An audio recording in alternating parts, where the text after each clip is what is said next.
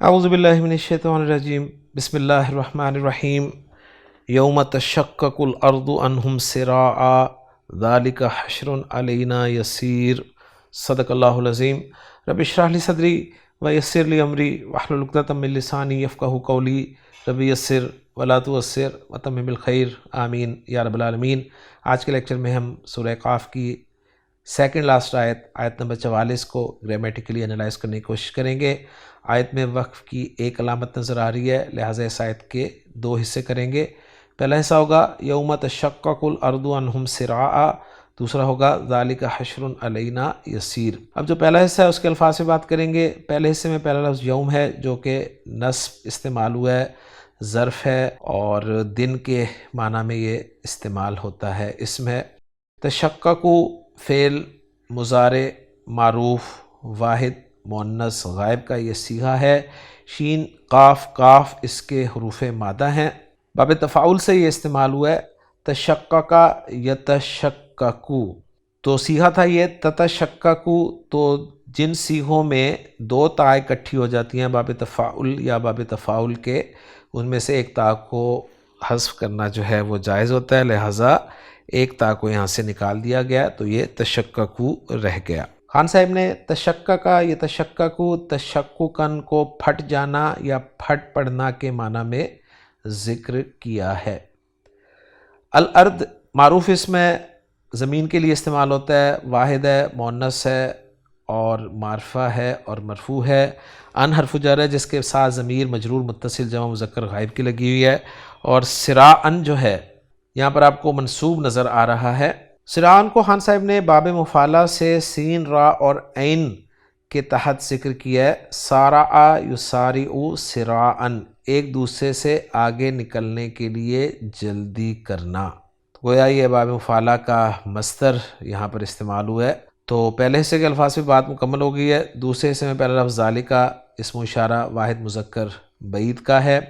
حشر کا لفظ معروف لفظ ہے، ہماری اردو میں بولا جاتا ہے، مرفوع ہے، واحد ہے، مذکر ہے، اعلیٰ حرف جر ہے جس کے ساتھ نا ضمیر مجرور متصل جمع متکلم کی لگی ہوئی ہے، اور یسیر کا لفظ جو ہے فعیل کے وزن پہ یا سین اور را حروف مادہ کو استعمال کرتے ہوئے مرفوع آپ دیکھ رہے ہیں جس کے معنی آسان کے ہوتے ہیں۔ تو الحمدللہ جی الفاظ سے بات مکمل ہوگی ہے۔ اب ذرا جملوں کے اعراب کی طرف چلیں۔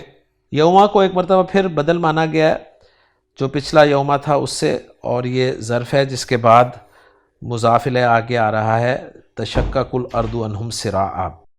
مضاف الیہ جو کہ ایک جملہ فعلیہ ہے اس کو میں انالائز کرنے لگا ہوں۔ تشقق فعل ہے، الارض اس کا فاعل ہے، عنہم جار مجرور متعلق ہے تشقق فعل کے، اور سراعا جو ہے یہ منصوب استعمال ہوئے، یہ حال ہے عنہم میں ہم سے۔ یوں تشقق فعل اپنے فاعل اپنے متعلق سے مل کر جملہ فعلیہ ہو کر محلاً مجرور مضاف الیہ بن رہا ہے یوما ظرف کے لیے، اور یوما ظرف مضاف الیہ سے مل کر بدل بن رہا ہے پچھلی سے پچھلی آیت میں یوما لفظ سے۔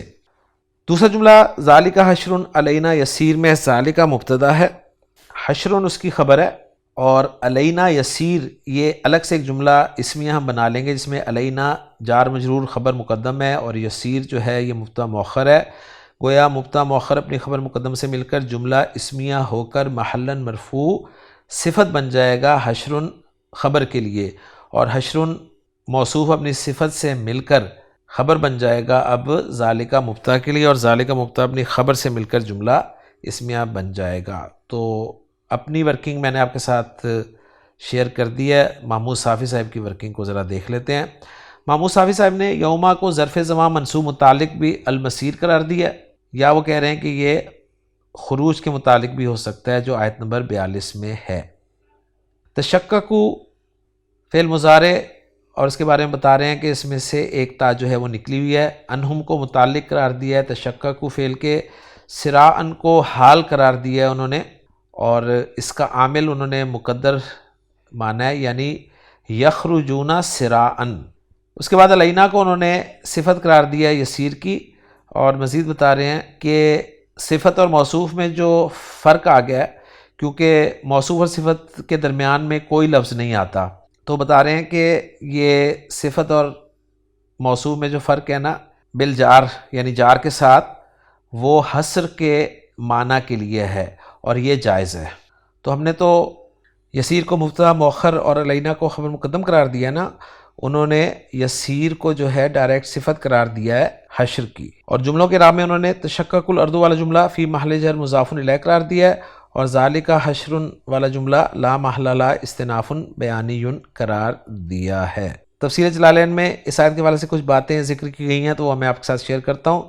پہلی بات، یوم تشقق بتا رہے ہیں کہ یہ اپنے ماقبل یوم الخروج سے بدل ہے، اور انا نحنو والا جملہ جو ہے درمیان میں جملہ معترضہ ہے۔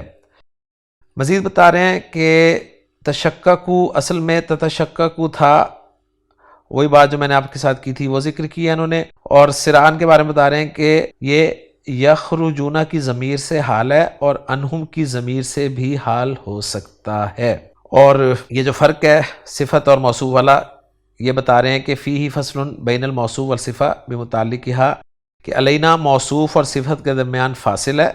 تقدیر عبارت یہ تھی ذالک حشر یسیر علینا، اختصاص کے لیے علینا جار مجرور کو مقدم کر دیا، یعنی یہ حشر ہمارے ہی لیے آسان ہے، اور فصل چونکہ اجنبی کا نہیں اس لیے مضر بھی نہیں ہے۔ تو یہ بحث اس لیے کی گئی ہے کہ مرکب توصیفی میں ہم جانتے ہیں کہ موصوف اور صفت کے درمیان میں کوئی چیز نہیں آ سکتی، لیکن یہاں پر چونکہ علینا آ گیا تھا، حشر موصوف اور یسیر اس کی صفت کے درمیان، تو ایک تو آسان طریقہ یہ تھا کہ علینا یسیر کو ایک جملہ اسمیہ بنا کے حشر کی صفت قرار دے دیا جاتا، اور دوسری بات جو محمود صافی صاحب نے بھی کی ہے اور انہوں نے بھی کیا ہے وہ میں نے آپ کے ساتھ شیئر کر دی ہے۔ باقی مزید کچھ ٹیکنیکل سی گفتگو کی گئی ہے، وہ میں آپ کے ساتھ اسکرین پر شیئر کر دیتا ہوں۔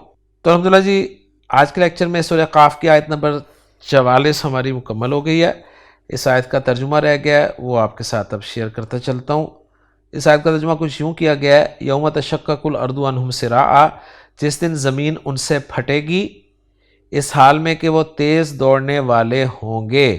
ذالک حشر علینا یسیر، یہ ایسا اکٹھا کرنا ہے جو ہمارے لیے نہایت آسان ہے۔ تو الحمدللہ جی، آج کے لیکچر میں سورہ قاف کی سیکنڈ لاسٹ آیت ہم نے گرامیٹیکلی انالائز کر لی ہے۔